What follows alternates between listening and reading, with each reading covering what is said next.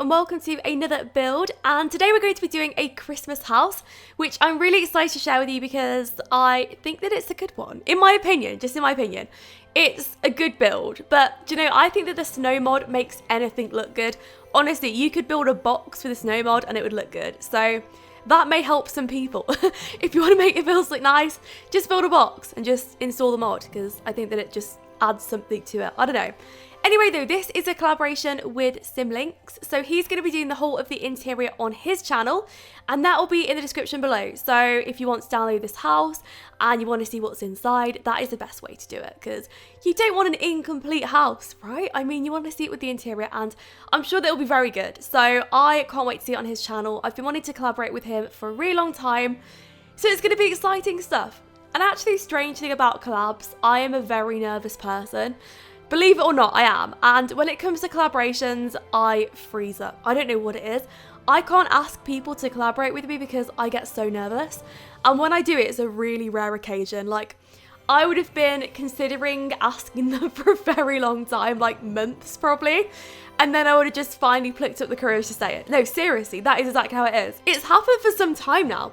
But I did have a bad experience. I don't want to go over it like too much, but I did have a bad experience like when I first started YouTube, I guess.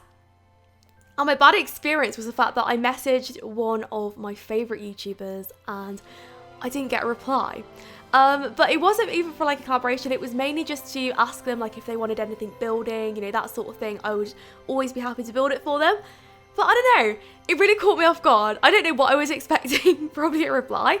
But no, I understand like how difficult it is, you know, when you have like a lot of emails in the inbox to reply to people. It's no one that I've mentioned before, and I genuinely don't take offense. Really, I don't. I was just explaining where I think a lot of the nervousness comes from. Anyway, back to Christmas. So this Christmas, I'm going to be spending it with my husband and my 2 dogs, and also his parents.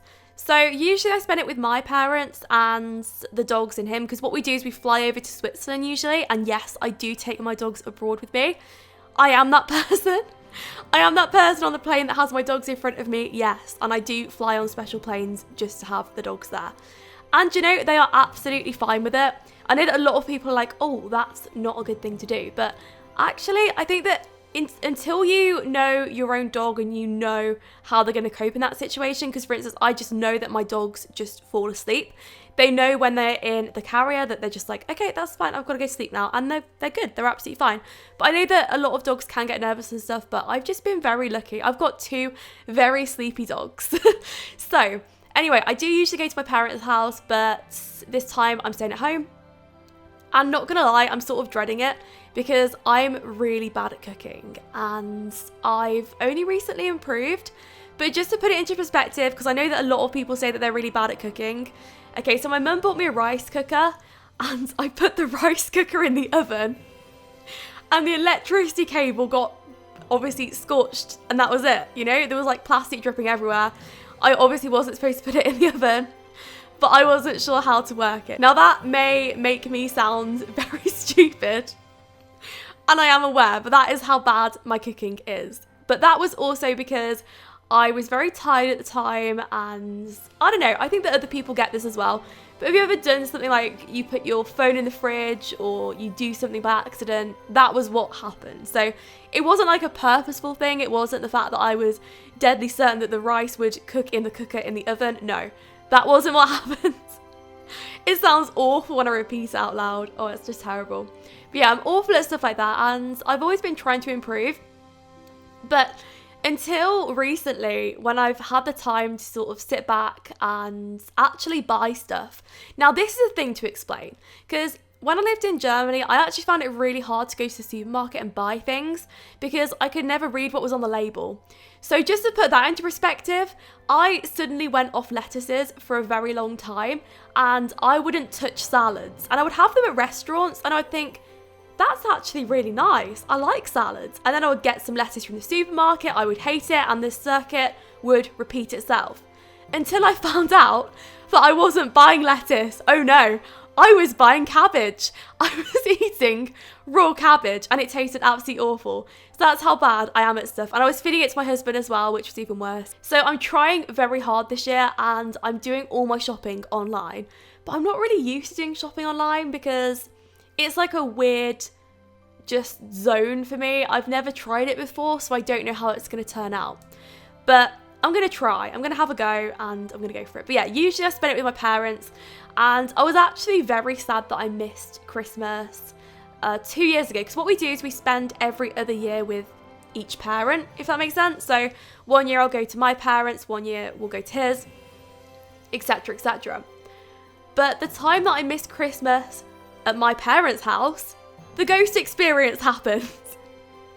Now, it's not a speed build without a ghost story. Seriously, I mention ghost stories too much now. It's since the Halloween build, I've just really enjoyed sharing it. And anyway, so apparently my whole family was sat round the lounge sofa. And it's a huge sofa. Like, this could fit in like 20 people, honestly. You could fit so many people on that sofa. And I think there was like 11 of them, because my parents also have guests over at Christmas, so it's pretty big. And my sister had like her fiance over, etc. So it was busy. Grandparents, all that stuff, everybody but me and my husband and my dogs. So everyone sat down, and apparently there was a really emotional scene on TV. And it actually happened. Right, it was actually like the Christmas special of Downton Abbey, believe it or not. Now, I wasn't there for this, but I'm still going to mention it because apparently it was pretty interesting. And according to everybody in the room, the Christmas tree started to shake. Seriously. And this was when somebody died or something. I can't remember what the scene was, but apparently it was like a really emotional part in Downton Abbey when it was like, oh, I'm sure that you'll see them again soon. And then there's the tree, the whole Christmas tree starts to shake, and like the bells starts to ring and stuff. But for those that are very new to the channel, if this is like your first time on the channel, I sometimes mention my parents' house, and it's because it's very creepy. It's like 500 years old, but the thing about it is it's like completely refurbished. So you wouldn't think that it was an old house. It looks old from the outside, but inside it is just so modern and futuristic. It's lovely, but it has a lot of history to it, and some stuff happens, but it's not like really bad stuff or anything like that. It's just like little things. Things go missing, particularly the spoons. I don't know why, but the spoons out the kitchen, the cutlery, we can't keep our eye on it. So I used to live with my parents before I moved in with my husband, and the house, do you know, not even paranormal, not even ghost stuff now, because it's too funny to talk about, honestly. Just some really crazy stuff happened. It's about 500 years old, so that is pretty old for a house, and it has a lot of history. There's a book written about it, all sorts of stuff, and it doesn't belong to them. They're actually renting it, but they take so much pride in it, my parents. So I used to live there, and my mum was just so worried about damaging the house, damaging the walls, anything like that. She's the best tenant to have in your house, honestly, because she doesn't even hang pictures up because she's too frightened about it being damaged or anything. So anyway, they had some real disruptions with the neighbours next door. Now, you may know my history with neighbours, because I didn't have a very good history with neighbours, but my parents had a slightly bigger problem, I guess, because they had a situation where it was out of their control, but next door were building the biggest block of apartments that you've ever seen in your life. These were huge, and it completely obstructed their garden views. I mean, you'd be sat out in your garden, and I mean, like a year before, you would have just nothing blocking you, you would have full privacy, and then a year later, after next door was built, you would have like 30 massive windows with the capability of just like looking straight into the garden. And a lot of the time people did. People just like leant over on their balconies, threw stuff in the garden and all that stuff. But it was pretty bad, you know, so no privacy. And also they had this really strange wall, and it belonged to the house, but next door built on top of it. So that may sound very strange, but they genuinely did. They built just like this really weird wood plastered wall. Yes, wood. They used wood. So isn't that going to rot? I mean, were they not thinking? And with plants and stuff, it's going to be awful. So that happened. But anyway, so lots of stuff was going on next door, and we had some really bad just like disruptions. It was very noisy, just builders going in and out. There were like 20 builders there just every day. And one day my mum wasn't home, and I got a knock on the door, and I don't often like answering the door. I don't like answering doors without peepholes. It's really strange. But, oh, it's really bad as well because where I live at the moment, we have a glass door so you can see when I'm looking at someone through the peephole. But I answered the door and it was this man standing there and he looked so angry at me and he didn't even know me. And he was dressed, to put it in a really simple way, top hat and a cape. I'm not even joking. And of course he had other items on as well as that. He was completely dressed in black. But yeah, he looked like he just walked out of the 14th century. I'm not even joking. He looked old. And I couldn't take him seriously whatsoever. He had his notepad, he was like pointing at it, he was going crazy. And it turned out that he was having like an argument with the person that actually owned the house about him building things that he wasn't actually allowed to build. And he was going crazy at me. At me. I have nothing to do with anything. So I was a little bit caught off guard by that. But no, it all got sorted. But no, just really weird stuff happened. Like, we noticed one time the builders actually came into our garden without permission. 6 men jumped over the fence and started building on our side of the fence. But to move on to a happier subject, it was very pretty in winter, very scenic, just like The Sims is, you know, with like the mod that I'm using, because it is a mod. A lot of people ask me about the mod, and I believe that it was made by Sim Cookie. I believe it was, but if I'm wrong, then I'm sorry. But I think that it was. So I will try and link it below actually, because there's a trailer on Nando's channel and I first saw it off there. So I really like the look of it and I wanted it. And honestly, it looks incredible. It looks just like it does in the trailer on the game, as you can see. Now, something that I loved about living in Switzerland was the fact that I lived 20 minutes away from a mountain. And of course, then we had to travel up the mountain. So not including the distance up the mountain, because that probably took like an extra 30 minutes. So in total about 50 minutes to get up the mountain, which wasn't that bad. Apart from this one time, we were going skiing. And my dad was obsessed with skiing. And he still is actually. But he really liked going with James, my husband. Because James can ski very well. My dad can ski really well. I can't ski at all. And my mum is just worse. If there was a skill where you could ski, she would be in the minus figures of that skill. She's really bad, but it's funny, and you know, at least she tries though. At least she admits that she's, you know, it may not be her strongest point. She's a lot better at other things, just not skiing. So we went up this mountain and I think my dad was pretty annoyed at everybody because we kept him behind for quite a while, because I take a very long time to get ready when I'm going skiing. I don't know why, but I do.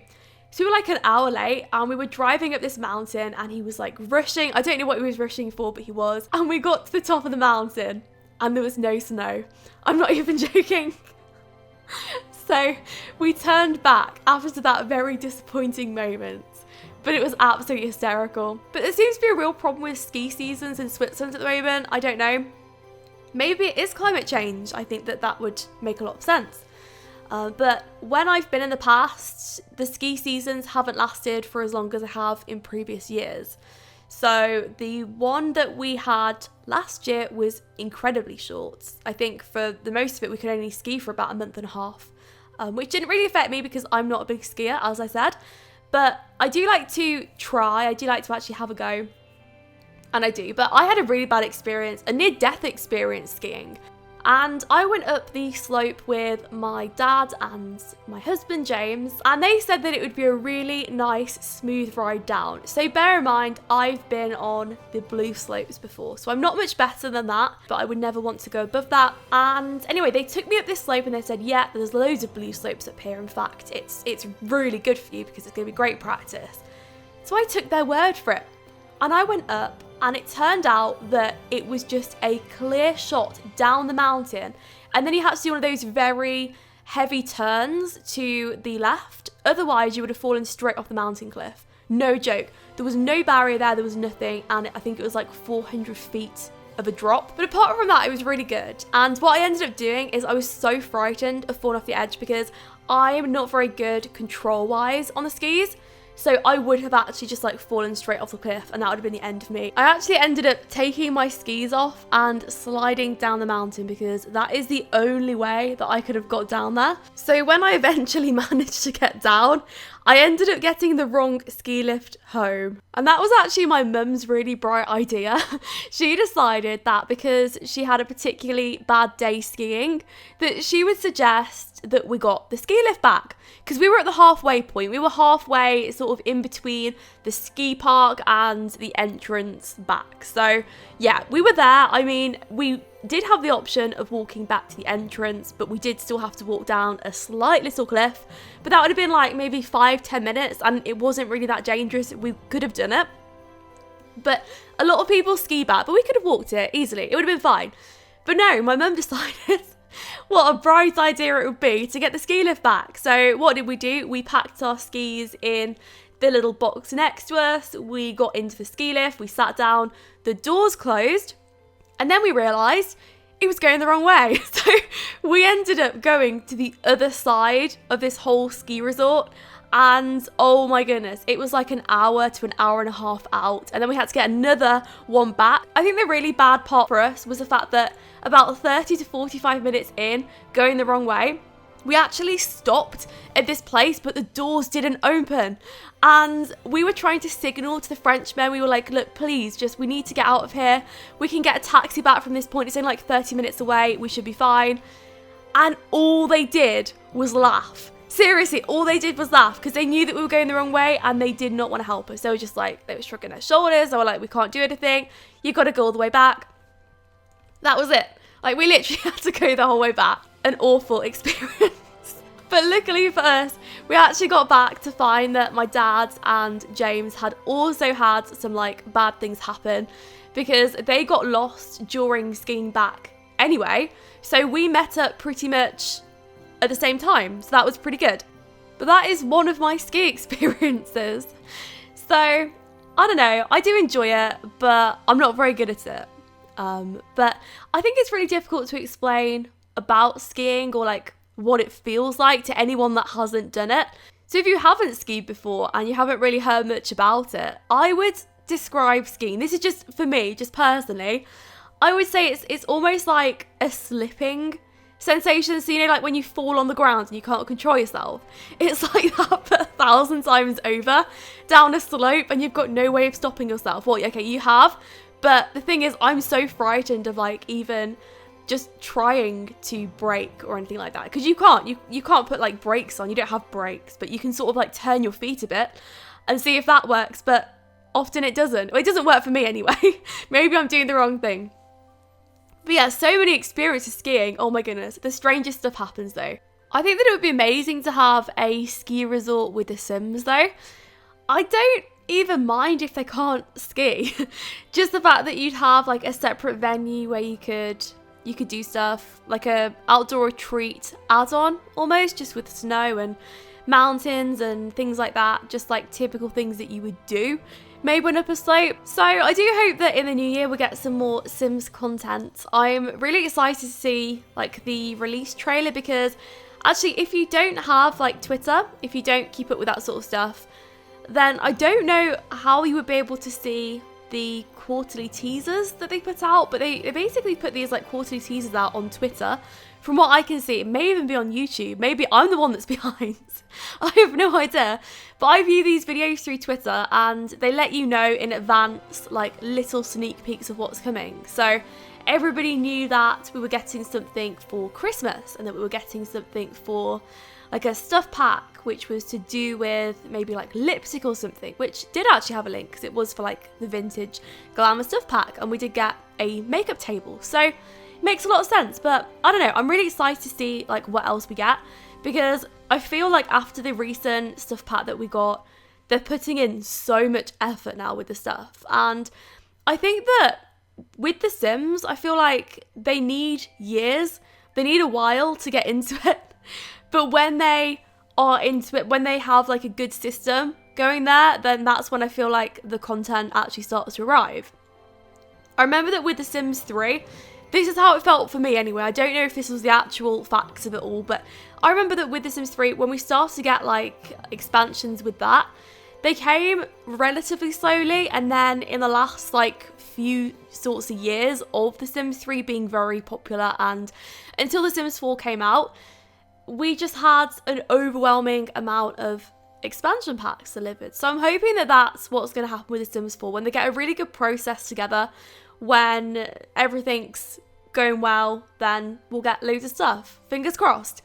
So anyway, the garden area. Now, I didn't put that many things in the garden, and I didn't do that because it's winter. And I remember that from the last build that I did, which was winter-based, which was last year, I think that I got some comments about the fact that I shouldn't be putting so much landscaping when it is winter, because a lot of the plants sort of disappear within that time, and also I thought that the garden looked quite nice just being a little bit plainer. Because I don't usually do plain creations. In fact, I usually do builds with so much landscaping, and the problem with that is that it can look just very similar to the last one that I did, things like that. So yeah, it was actually quite nice to be able to leave it without having so much, especially with it being a winter build. Because it also meant that the features at the front, like when I put like Christmas decorations on, I felt like it really made them stand out. So just in my opinion. But I did put a weird fence around, I think, and some Christmas trees at this point. So I did that last year as well. I wish that we had like outdoor Christmas trees because they are a thing. Now, I didn't know this. I really didn't know this, but I think I only figured it out like a few years ago. But you have different Christmas trees. So you have ones that are like specialised for being indoors, and you have ones that are specialised for being outdoors. And I think that it's about the fact that if you have one that's indoors, then the leaves don't fall off as much or something like that. Maybe the outdoor Christmas trees are bigger. But my husband's parents have this huge Christmas tree, and they decorate it like every year, and they planted it in their garden like 4 years ago or something. So it's absolutely huge. It really is. But this year will be one of the first times that I've had a proper Christmas tree in, I think, 3 years, because when I lived at my parents' house, we had a proper Christmas tree. When I moved to Basel, we didn't. We had a fake one because it was incredibly difficult to get hold of a Christmas tree, believe it or not, where I was. And then in Germany, well, that was just a really strange situation, because the people that actually own the house that we lived in, because we didn't actually own it, we rented it, so they owned a Christmas tree business or something like that. It was really weird because it was never like properly explained to us, but from our knowledge, they sold some sorts of Christmas trees. That might have not been the target or whatever of the business, but we were aware that they were selling them. But they only started selling them on like the 20th of December. But who wants a Christmas tree on the 20th of December? Like, absolutely no one. But that's just my opinion. I mean, I don't know how things are done like in that area of Germany. I don't know if that's like a common thing to just order your Christmas tree really late in the year. But I would say that for me, I like to get my Christmas trees maybe in December, the start of December, or like the first week into December. I try and get them as soon as possible to be able to get a proper use out of them. Because if you're going to pay like, what, £40 for a tree, just like a standard 5-foot tree, I think, you want your money's worth. So yeah, that's my opinion. But we didn't do it because the problem was as well, they were really funny about us getting rid of stuff. So we didn't want to ask them like if they get rid of the tree for us, even though it would have been like a business sale for them. Yeah, we weren't on good speaking terms at that point, and it was just a really awkward atmosphere. Anyway though, on to decorating the lights. So I was just changing the colours. I did skip a bit because honestly, it is the most boring thing to do. And the problem is as well, oh my goodness, I got halfway through and then I pressed the wrong button. And on live mode, you have no reverse option. So you have to start from scratch, like if you get it wrong. That's the most devastating thing about live mode. So I just wish they would put this part of the build on build mode. It would make so much sense and it would be so much easier. But no, we're doing it on live mode, so there we go. So I chose green and red because I love green and reds for Christmas. They're the colours that remind me of it. And I think that for a background colour, for like all the other lights, it's going to be like an orangey, yellowy colour just for the build. So yeah, hopefully that will look pretty good. So anyway, that is the end of the build. I really hope you enjoyed it, and don't forget to go and check out the interior on Simlinks' channel. It will be linked in the description below. Thank you so much for watching. Leave a like if you enjoyed, and I'll speak to you in my next video.